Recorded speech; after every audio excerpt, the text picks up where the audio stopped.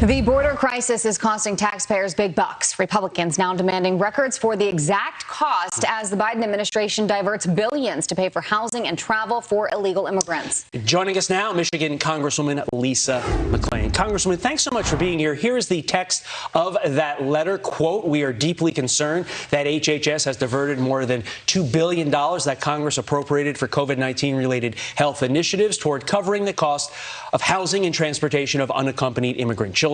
It is the Biden administration's policies that are encouraging children to make the dangerous trek." It should be noted that while you have not yet signed on to the letter, is more or less about availability. You'll be signing on to this letter when you return to D.C. But as for the substance of it, as we try to destroy this virus, shouldn't more Americans be fired up that billions of dollars of their COVID recovery money are going to this? Well, absolutely. And this is amazing to me. I had an opportunity to actually question the Secretary of Health and Human Services.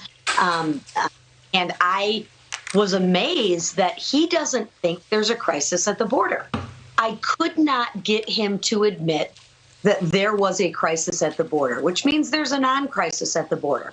Well, I asked him this: if there's a non-crisis at the border, why are we diverting $2 billion from our stockpiles and COVID relief funds, which last I checked was a crisis? So I was confused. Here we have a pandemic, a COVID crisis, and we're diverting $2 billion of funds for that to a non-crisis at the border.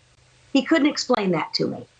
Yeah, it's going to be interesting to see if this letter does prompt any answers. I'll be curious to hear that for sure. In the meantime, you know, there are a couple different things going on at the border, right? You have the surge of migrants there. You have the unaccompanied children. We've all seen the video and the images of children just by themselves in the middle of the night crying, which is absolutely devastating. And then you have the issue of drugs crossing the border, right? And nearly 8,000 pounds of fentanyl were seized at the border so far this year. I mean, you take a look at some of these numbers. We'll pull them up on the screen here. In 2021, more than 7,400 pounds. That is in the year to date. As you can see, just a few years ago in 2018, it was 2,200. I mean, there are multiple issues going on at the border. And I've spoken to you, when I was down in D.C., you talked about, look, if you think this is just an issue at the border, you are mistaken, because those drugs then, once they get across the border, they are infiltrated throughout communities all across this country, right? It's coming to a town near you. The fentanyl and the drugs that are crossing the border are up over 300%. And that is coming to a town near you.